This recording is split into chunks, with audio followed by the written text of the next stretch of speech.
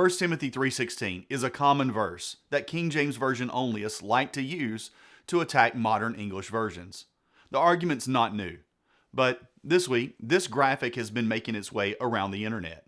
And here is the title of it: See the Big Difference. It points out that in 1 Timothy 3:16, the King James Version reads, God was manifest in the flesh, where modern English versions read something like, He was manifested in the flesh. The King James Version onlyists say that by using the word He instead of God, modern versions are attacking the deity of Jesus Christ. And I want to quickly point out the hypocrisy of the King James Version onlyists, because when I did my video on Revelation 1:8, where the King James Version leaves out God and the modern English versions do have it there, presenting a clear statement that Jesus is God, they argued that the King James Version is perfect and should not have God there. The sad reality is that many simply do not care about the evidence. Whatever the King James Version says must be the only acceptable reading, and, as was the case this week with me, you'll be called a Bible-denier, a heretic, or even a devil. Yep, apparently I'm a devil, beyond hope for salvation, because I hold to the same view of preservation and inerrancy that the King James Version translators held to. But let's focus on this graphic. It points out that the modern versions use He rather than God. Then it states the big question is why, but it never answers the question. And I think an even bigger question is, why does it not answer the question? Why does this graphic, or the people who rallied behind it, not give an answer, at least explaining why there is a difference in readings here?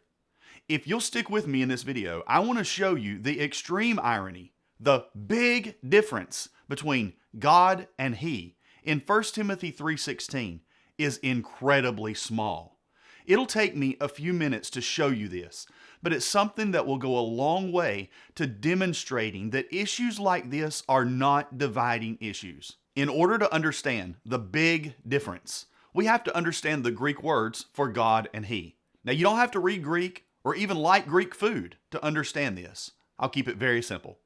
God is theos. The relative pronoun He is hos in Greek. Now, that seems obvious enough, right? They look nothing alike. Even without knowing anything about Greek, anyone can tell that those two words are not the same. So there shouldn't be any confusion here. On the surface, I would say you would be right. But now let me complicate things just a little bit by reminding you that for the first several hundred years of the early church, Greek was written in all capital letters, and usually with no spacing between words. Not only that, but for a reason we do not know, early Christian manuscripts use something known as nomina sacra, or sacred names. There are a number of words like God, Jesus, David, Father, Son, Spirit, Israel, Cross, Savior, and a few more that would be abbreviated and then have a line over the abbreviation, so we would identify it as a sacred name or as a sacred word. Here is theos, or God, written as a nomina sacra. You can see the theta and the sigma with a line over the top of them. Note that the theta has the line in the middle. And here is hos, or He, written in capital letters, as was done in early manuscripts, omicron sigma. Now do you see how it starts to get confusing? While the majority of manuscripts have theos, or theos, the earliest have hos. Making it even more difficult to tell which it should be is the fact that in some manuscripts, scribes have come along later and added the line to the omicron and made it a theta. One manuscript, Codex Alexandrinus, shows how small this big difference really is. Wait until you see this.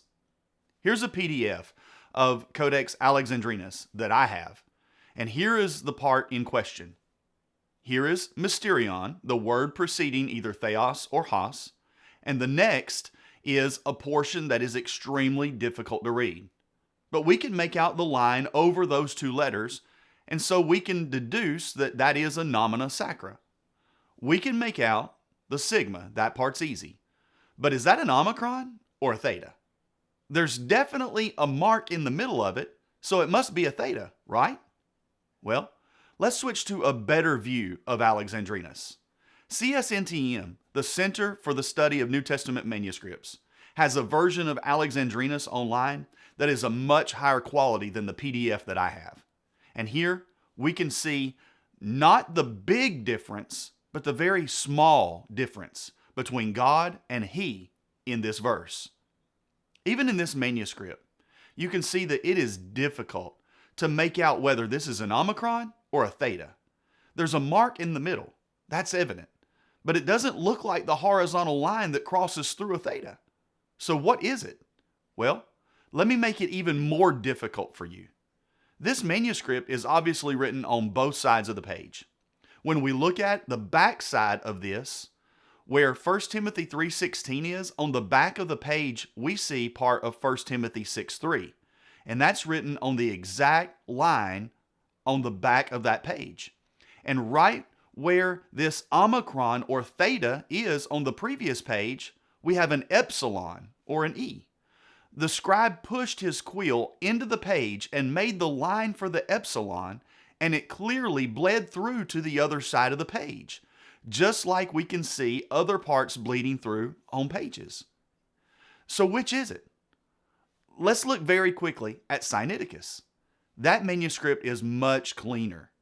If we look there, we can clearly see that the omicron sigma, meaning he, is what is written. But someone has come along later and written theos in a nomina sacra above it. So which is it? It does not matter.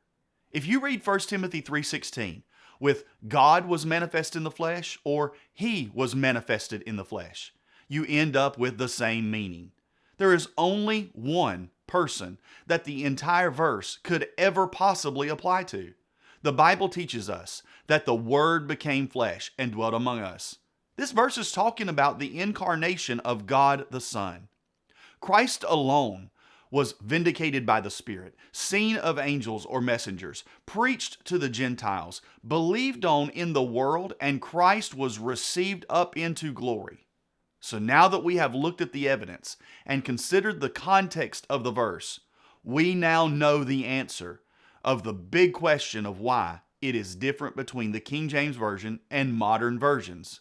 The biggest question is, should this be a dividing issue? And the answer is absolutely not.